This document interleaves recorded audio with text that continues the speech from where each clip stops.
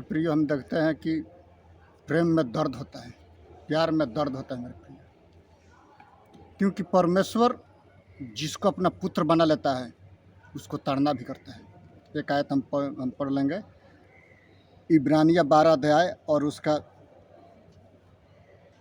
5 पद के बी पार। हे मेरे पुत्र, प्रभु की ताड़ना को हल्की बात न जान, और जब वो तुझे घुड़के तो साहस न छोड़, क्योंकि प्रभु जिसे प्रेम करता है उसकी ताड़ना भी करता है, और जिसे पुत्र बना लेता है उसको कोड़े भी लगाता है। मेरे प्रियो, जब परमेश्वर हमको और आपको व्यवस्थित करता है, चुनता है, कोड़े भी लगाता है, दुख तकलीफ तंगियाँ पहाड़ भरी मुसीबतें आती हैं, तो उसे घबराने की ज़रूरत नहीं है। क्योंकि संसारिक पिता यदि जिससे प्रेम करता है उसको ताड़ना करता है, छड़ी लगाता है। नीति वचन कहता है कि जो बाप अपने बेटे की छड़ी नहीं लगाता, बेटे को छड़ी नहीं लगाता, सबसे बड़ा शत्रु वो है, सबसे बड़ा दुश्मन वो है कि अपने बेटे को ताड़ना नहीं करता। स्वर्ग और परमेश्वर का सृजनहार परमेश्वर हमको और आपको इसलिए बनाया, इसलिए संतान दिया, इसलिए परिवार दिया कि हम और आप उसको अच्छी तरह से सिद्धता की तरफ में चलें और उसको लेकर के चलें। परम पिता परमेश्वर आपको कलीसिया के लोगों को क्यों दिया, चाहे वो डायरेक्टर हो या कोई भी XYZ, इसलिए दिया कि आप सीधाई प्रभु यीशु मसीह को देखते हुए चलें। इसमें हम पढ़ते हैं कि परमेश्वर आत्मिक पिता है, उसका वो छाकुन लेकर के नहीं आएगा, छड़ी लेकर के या लाठी लेकर के नहीं आएगा। मुसीबत आएंगी, सोचो कि ताड़ना है।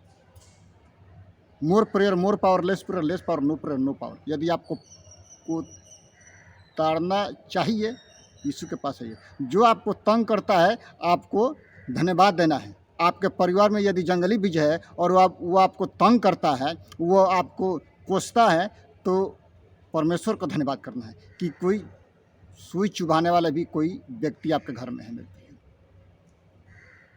क्योंकि सृजनहार परमेश्वर अपने पुत्र प्रभु यीशु मसीह को पृथ्वी पर भेजा और उसका खजांची उसको पकड़वाया। चेलों ने पूछा कि प्रभु कौन है कि जो मेरे थाली में हाथ डाला है वही व्यक्ति है, जो मेरे थाली में हाथ डाला है वो व्यक्ति मुझको पकड़वाएगा। तो वो पूछता कि क्या प्रभु वो मैं हूँ? तो हाँ आप हैं। तुरंत दुष्ट आत्मा उसमें काम किया और वो याजकों के पास चला गया। आज का विषय है कि प्रेम में दर्द होता है, प्यार में दर्द होता है। इसलिए कि यदि संसार का प्रेम देखें तो एक दूसरे के लिए लोग प्रेम करते हैं और अपना हृदय का दरवाज़ा उसके हाथ में देते हैं। क्यों देते हैं? लो ये मालिक तुम बनो। लड़की जैसे मन करते वैसे उसको चलाती है। धोखा न खाओ, परमेश्वर ठोठों में नहीं उड़ाया जाता। जैसा बोओगे वैसा ही काटोगे, क्योंकि प्राकृतिक और परमेश्वर का नियम एक जैसा है। यदि आप किसी भी व्यक्ति को अपने जाल में फंसा करके शादी करते हैं, आपका परिवार का लोग, आपका बेटा बेटी भागेगा तो आप उसको रोक नहीं सकते हैं, क्योंकि परमेश्वर का नियम अलग है मेरे प्रिय। और बात है, 100 में 1% सक्सेसफुल होता है, बाकी सब डिस्टर्ब रहते हैं, क्योंकि शक की दुष्टात्मा काम करती है इन दोनों में। यदि प्रेम करके शादी किया है और वो किसी भी व्यक्ति से बात करेगा या बात करेगी तो दोनों में दुष्टात्मा, शक की दुष्टात्मा काम करेगी। क्योंकि जब दोनों विश्वास में मजबूत हैं तो वो कभी प्रेम नहीं करेंगे। प्रेम आगापे ग्रीक भाषा है, वो निस्वार्थ आत्मिक प्रेम को दर्शाता है, न कि सांसारिक को। क्रिश्चियन लोग, मसीही लोग प्रेम नहीं करते हैं। प्रेम करके शादी करना गलत है। जो गलत है वो गलत है। परमेश्वर जिसके लिए ठहराया है वो ठहराया है मेरे प्रियो। क्योंकि नीति वचन में बहुत सारे पद हैं। उड़ाऊ पुत्र के बारे में हम देखते हैं, लूका 15:1 से आगे हम देखते हैं। उसमें उड़ाऊ पुत्र के बारे में लूका 15 अध्याय और 11 पद से हम 32 पद तक देखते हैं कि प्रेम में, प्यार में दर्द होता है। वो पिता उसको बार बार बोला कि ऐसा मत करो बेटा, ये करना अच्छी बात नहीं। वो बोलता कि ना पिताजी, हमारा संपत्ति चाहिए, हम दूर देश जाएंगे, बहुत पैसा कमाएंगे। पैसा का वो पूरा नाश कर दिया। इसमें हम पढ़ते हैं, परमेश्वर जिससे प्रेम करता है और जिसको संतान बनाता है उसको ताड़ना देता है, और उस संतान को चाहिए कि हमको खुशी से उसकी ताड़ना को ग्रहण करें। मेरे प्रिय, जो इब्रानियों की पत्री है वो बहुत महंगी पत्री है।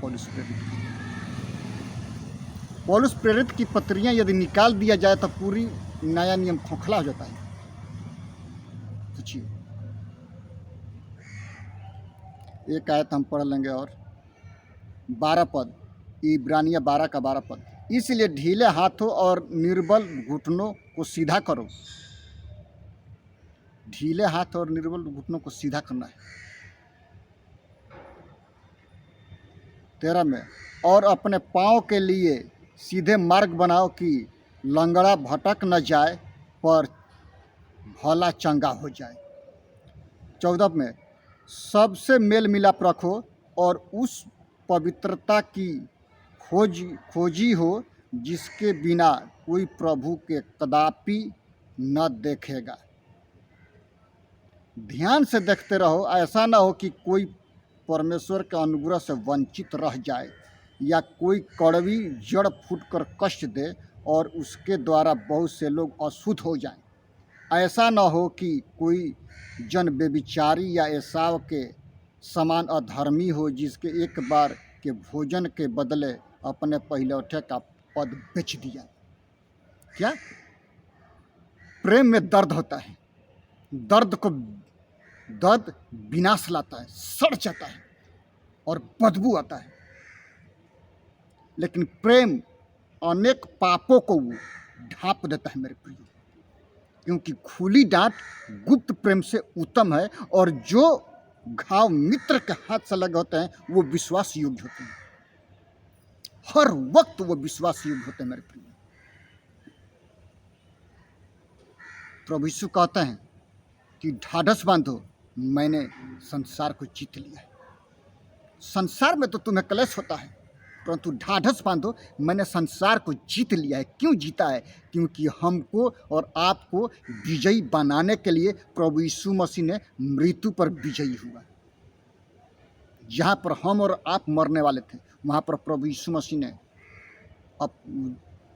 जगह को ग्रहण किया मेरे प्रिय। क्यों? प्रेम के खातिर।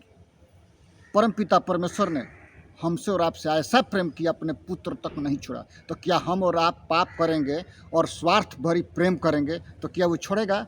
कदापि वो छोड़ेगा नहीं, कभी छोड़ेगा ही नहीं मेरे प्रिय। जब स्वर्गदूत लोग पाप किए, उनको नहीं छोड़ा, बंदीगृह में डाल करके कैद करके रखा है, तो हम और आप क्या हैं? इसीलिए आज समय है, अपने अपने पापों से मन फिराओ, यीशु के पास आओ। यीशु आपको अनंत काल का जीवन देता है मेरे प्रिय। आज का टॉपिक है कि प्यार में दर्द होता है। उड़ाऊ पुत्र के बारे में हम देखते हैं, पिता का दर्द। उस पिता के जगह पर खड़े होकर के देखिए, बैठ करके देखिए उसके सीट पर।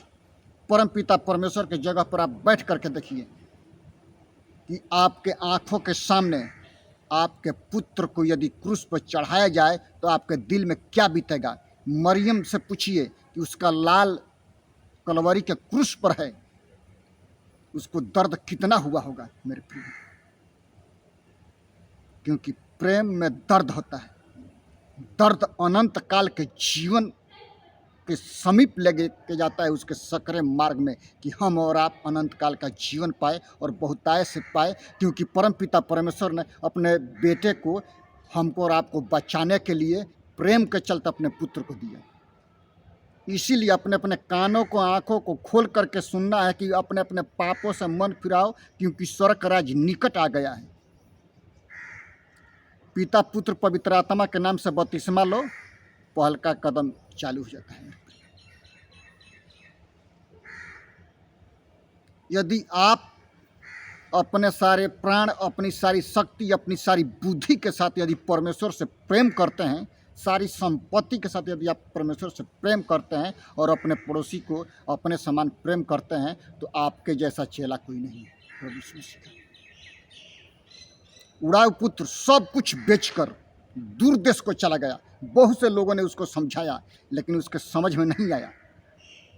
जब सब कुछ बर्बाद हो गया, वेश्याओं में सब बर्बाद कर दिया संपत्ति, जब कंगाल हो गया, जब भीख मांगने लगा, जब सूअर चराने की बारी आई तो सूअर चराया, और जब पेड़ के नीचे बैठा तब उसको याद आया, किसका? परम पिता परमेश्वर का याद आया कि मैं अपने पिता के विरोध में और स्वर्ग के परमेश्वर के विरोध में पाप किया है। मैं अपने बाप के पास जाऊंगा और कहूँगा कि हे पिताजी, हमने पाप किया है, आपके और स्वर्ग के विरोध में हमको पुत्र समान नहीं, एक नौकर समान रख ले। क्यों ये बात याद आया? क्योंकि जो फली सूअर खाते थे वही वो खाता था। खाना पीना स्वर्ग के राज्य में नहीं है, चाहे आप कुछ भी खाओ या मत खाओ, लेकिन स्वर्ग के राज्य में खाना पीना नहीं है। आपका खाना स्वर्ग में लेकर नहीं जाएगा, प्रभु यीशु आपको स्वर्ग में लेकर जाएगा। खाने पीने की विवाद से दूर रहो और स्वर्ग में जाओ। वहाँ पर हम देखते हैं कि वो सोचा, अपने आप में जब आया, पवित्र आत्मा ने जब स्मरण कराया मनुष्य को कि तूने गलती किया है, तो जब अपने आप में आया तो क्या सोचता है कि नौकरों से खाने के बाद भी रोटी बच जाता है, और यहाँ पर हम भूखे मर रहे हैं। अपने पिता के पास जाऊंगा, क्षमा मांगूंगा। क्या? अपने अपने पापों को मानना और छोड़ देना स्वर्ग के राज्य में प्रवेश करना है। क्या? अपने अपने पापों को मानना और छोड़ देना स्वर्ग के राज्य में प्रवेश करना।